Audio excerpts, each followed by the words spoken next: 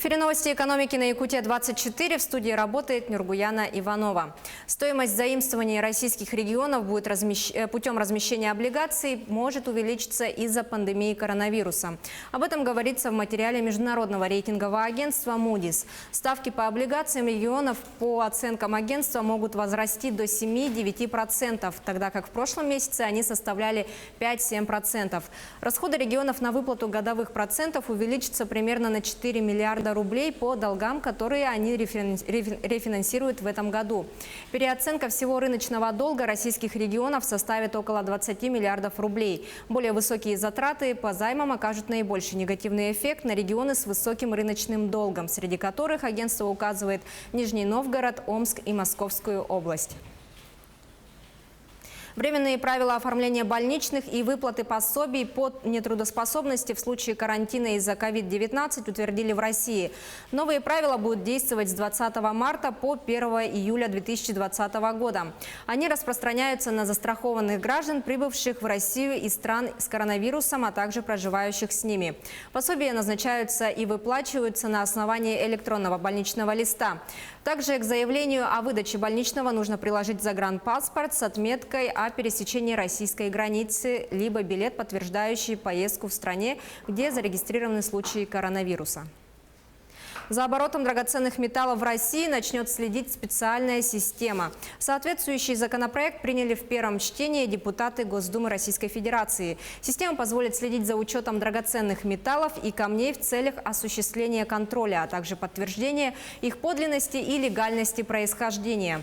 Помимо этого будет формироваться аналитическая информация о состоянии отрасли. Создание системы позволит лишить недобросовестных участников рынка возможности использования нелегальных схем при осуществлении операций. Также сократится количество выездных проверок и повысится эффективность осуществления надзора на отраслевом рынке.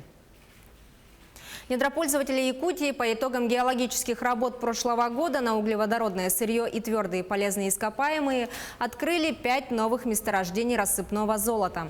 Наибольшие запасы драгметалла содержит месторождение на ручье Туоратас в Ваймиконском районе. Они составляют свыше 1 тонны. По данным Росгеофонда, лицензия на данный участок принадлежит компании «Восток».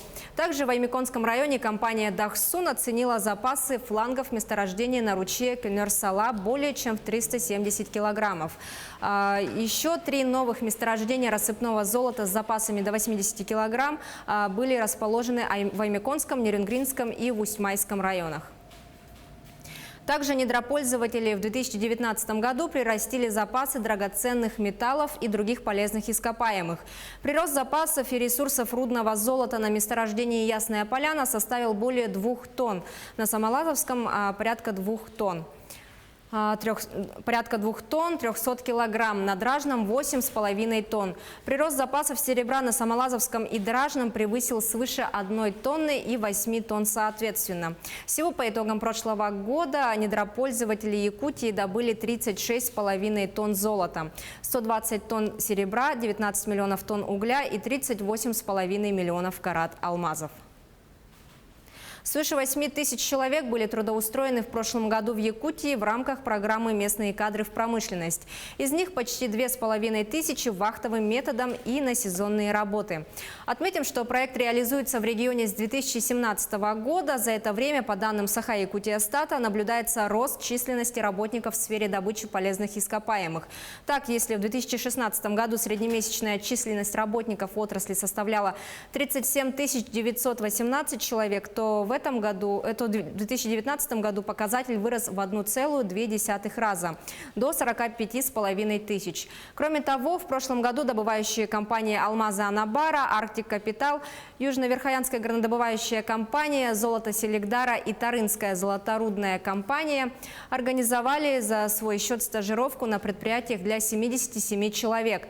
За счет средств госбюджета прошли стажировку 39 молодых специалистов по таким профессиям, как горнорабочий, геолог, взрывник, аппаратчик, лаборант химического анализа, машинист экскаватора, инженер КПА. До конца 2024 года планируется трудоустроить 27 487 человек на 27 промышленных предприятиях. На этом у меня все. Оставайтесь в курсе экономических событий на Якутия-24.